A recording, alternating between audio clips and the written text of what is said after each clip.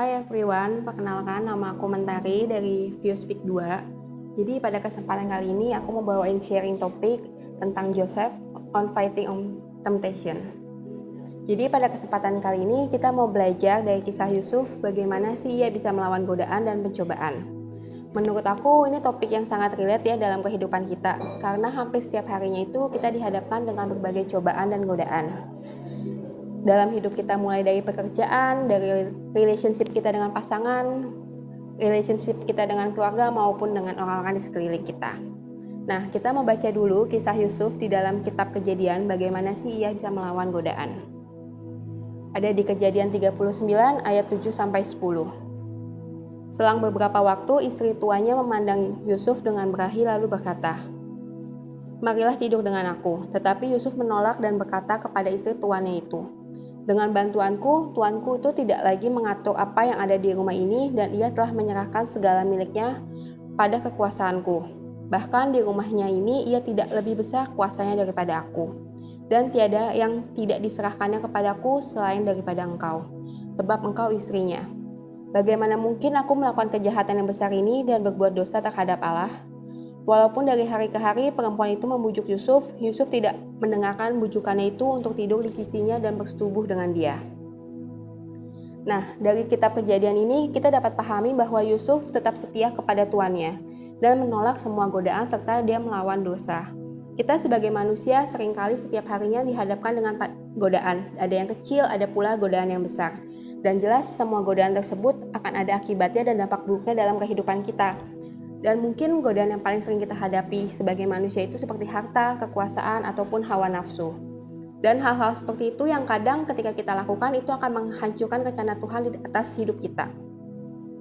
Di 1 Korintus 10 ayat 13 dijelaskan bahwa pencobaan-pencobaan yang kamu alami ialah pencobaan-pencobaan biasa yang tidak melebihi kekuatan manusia.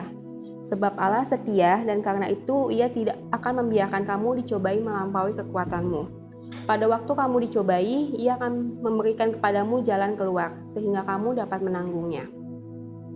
Nah, sekarang kita mau belajar nih dari kisahnya Yusuf, bagaimana sih Yusuf bisa melewati godaan tersebut. Nah, yang pertama itu, Yusuf menolak godaan dengan menolak dosa. Jadi Yusuf itu diceritakan dia tidak pasif dan dia mengambil sikap untuk melawan godaan tersebut. Yusuf menolak godaan itu berulang-ulang kali walaupun istri tuannya itu selalu mengajaknya berulang-ulang. Yusuf itu tidak melakukan dosa kecil sekalipun, karena kadang kita sebagai manusia itu sering bertoleransi atas dosa-dosa kecil yang kita hadapi, tetapi tanpa sadar bahwa itu akan menjadi awal mula kita berulang dan jatuh dalam dosa yang sama terus-menerus. Ketika kadang kita berpikir, ya udah deh kita satu kali aja melakukan dosa ini, tapi tanpa kita sadari maka akan ada yang kedua, ketiga, dan seterusnya. Jadi kita harus menolak setiap godaan itu dari hal terkecil sekalipun. Yang kedua, Yusuf memandang pencobaan sebagai dosa terhadap orang lain dan bagi Tuhan. Jadi bagi Yusuf hal ini tuh merupakan dosa terhadap tuannya karena tuannya itu sudah memperlakukan Yusuf tuh dengan sangat baik. Yusuf sadar ketika dia melakukan hal ini itu akan menyakiti hati tuannya. Kadang kebanyakan dosa itu bahkan yang tampaknya hal kecil sekalipun itu mungkin akan merugikan orang lain. Jadi ketika kita hendak melakukan sesuatu itu kita juga harus memikirkan konsekuensinya. Kita juga harus memikirkan apakah yang kita lakukan ini tuh bisa menyakiti orang lain. Apakah yang kita lakukan ini bisa merugikan orang lain. Atau mungkin untuk merugikan masa depan kita sendiri. Nah, sebagai anak Tuhan, kadang kita dihadapi dalam godaan. Akan terbesit kalau dalam hati kita tuh, kalau kita melakukan ini Tuhan tuh suka gak ya? Kalau kita melakukan ini kita menyakiti hati Tuhan gak ya? Nah, Tuhan tuh pasti gak suka kalau kita melakukan ini. Kadang hal-hal itu atau suara-suara itu tuh yang adalah bagian dari diri kita yang takut akan Tuhan. Itu adalah bentuk konfirmasi dari kita untuk meyakinkan diri kita kalau yang kita lakukan itu adalah salah gitu. Jadi kita juga harus mengembangkan hubungan yang kuat dan intim dengan Tuhan sehingga iman kita terpenuhi. Jadi kita bisa menerima konfirmasi seperti itu dan kita memiliki hati yang takut akan Tuhan. Dan dosa itu juga merupakan sesuatu yang jahat. Jadi ketika awal mula kita dihadapkan dengan godaan, mungkin hal tersebut itu akan tampak sangat menarik. Sama seperti cacing di dalam kail yang dihadapkan kepada ikan. Ketika ikan itu melihat cacing tersebut, itu akan sangat menarik sebagai umpannya. Tapi tanpa sadar di balik umpan tersebut akan ada kail yang siap untuk menangkap dia. Jadi ketika kita mengambil umpan itu, kadang itu akan menyakiti kita dan menangkap kita. Nah, salah satu itu adalah bagian dari bertumbuh dalam kekudusan adalah membenci dosa dan menyebutnya jahat. Yang ketiga adalah Yusuf lari dari godaan. Jadi Yusuf berlari keluar rumah. Itu adalah satu-satunya cara untuk mengatasi godaan adalah dengan melarikan diri. Sama seperti yang diperintahkan Paulus kepada Timotius di 2 Timotius 2 ayat 22. Sebab itu, jauhilah nafsu orang muda. Kejarlah keadilan, kesetiaan, kasih, dan damai bersama-sama dengan mereka yang berseru kepada Tuhan dengan hati yang murni. Nah, salah satu cara untuk melawan godaan tersebut adalah menjauhi orang-orang atau hal-hal yang membawa kita tuh ke arah sana gitu. Kita meninggalkan mereka yang terus-menerus menggoda kita untuk melakukan sesuatu yang tidak baik. Akan tiba saatnya kita bukan hanya untuk berdiam diri atau kita tuh melawan, tapi akan ada waktunya untuk kita berlari dan menjauhi hal-hal tersebut gitu. It's okay kok untuk kita tuh untuk cut off orang-orang yang memang nggak sejalan sama kita, orang-orang yang membawa kita tuh pengaruh yang tidak baik. Karena sebagai seorang yang dewasa akan iman, tentu kita harus bisa memilah di mana lingkungan kita atau orang-orang sekitar kita. Kita tuh harus bisa memenuhi diri kita itu dengan lingkungan atau komunitas dan orang-orang yang memang sejalan dengan kebenaran akan firman Tuhan.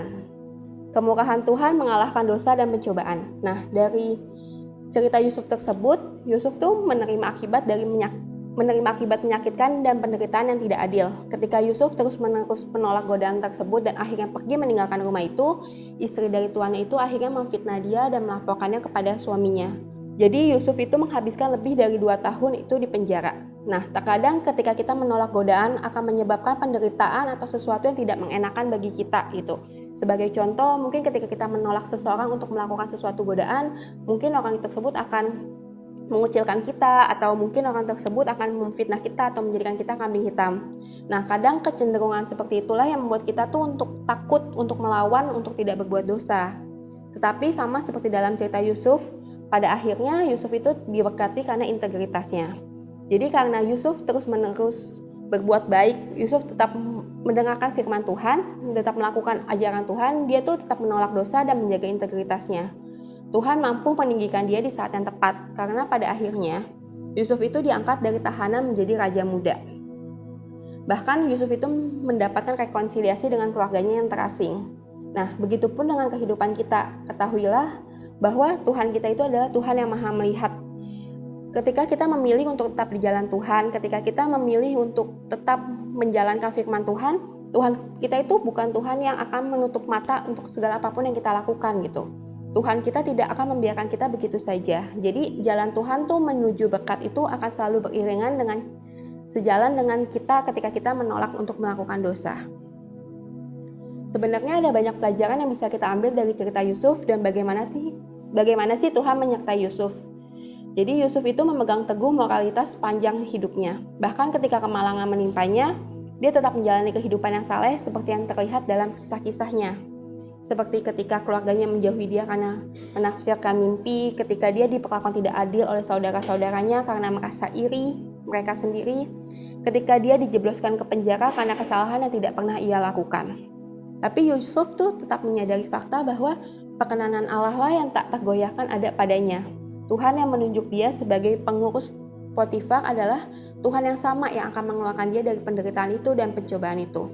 Jadi kesetiaan Yusuf itu akhirnya memampukan dia untuk merasakan kehadiran Tuhan dan keyakinan dalam dirinya dan mengetahui bahwa Tuhan itu selalu mempunyai rencana-rencana yang baik gitu untuk hidup dia.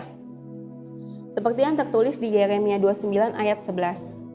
Sebab aku ini mengetahui rancangan-rancangan apa yang ada padaku mengenai kamu, demikianlah firman Tuhan, yaitu rancangan damai sejahtera dan bukan rancangan kecelakaan, untuk memberikan kepadamu hari depan yang penuh harapan. Oke, jadi that's it sharing aku tentang bagaimana Yusuf melawan godaan. Jadi untuk menutup sharing aku hari ini, aku akan memberikan beberapa conclusion. Yang pertama itu adalah kita harus mulai melawan godaan dari hal-hal terkecil sekalipun gitu. Kita jangan membiarkan kita untuk mentoleransi dosa kecil karena pada akhirnya itu akan menjadi kebiasaan. Yang kedua, memandang pencobaan dan godaan itu sebagai dosa terhadap orang lain dan Tuhan. Jadi kita harus mulai membiasakan diri ketika kita mau melakukan sesuatu, kita harus memikirkan apakah ini akan merugikan atau menyakiti orang lain atau merugikan masa depan kita sendiri. Atau mungkin yang kita lakukan itu apakah menyakiti hati Tuhan atau enggak. Yang ketiga adalah pergi dari hal-hal yang membuat kita tuh dihadapkan dengan pencobaan. Jadi pentingnya untuk kita itu memilah di mana kita berada, memilah untuk kepada siapa kita tetap berteman, untuk berada di lingkungan yang baik, memiliki komunitas yang baik, dan bisa saling mengingatkan. Tapi terlepas dari itu semua, kita juga harus memiliki hubungan yang kuat dengan Tuhan, komunikasi yang baik dengan Tuhan, dan mempelajari kebenaran firman-Nya. Dengan begitu kita jadi tahu dan menyadari apa sih yang Tuhan suka dan Tuhan tidak suka untuk kita lakukan. Karena ketika kita memiliki hubungan yang kuat dengan Tuhan, kita tuh juga memiliki keyakinan bahwa Tuhan itu yang terpenting di atas apapun. Jadi jangan sampai kita melakukan sesuatu yang dapat menyakiti hatinya Tuhan. Demikian sharing aku hari ini, semoga ada yang bisa kita pelajari dari sharing ini. Terima kasih, Tuhan Yesus memberkati.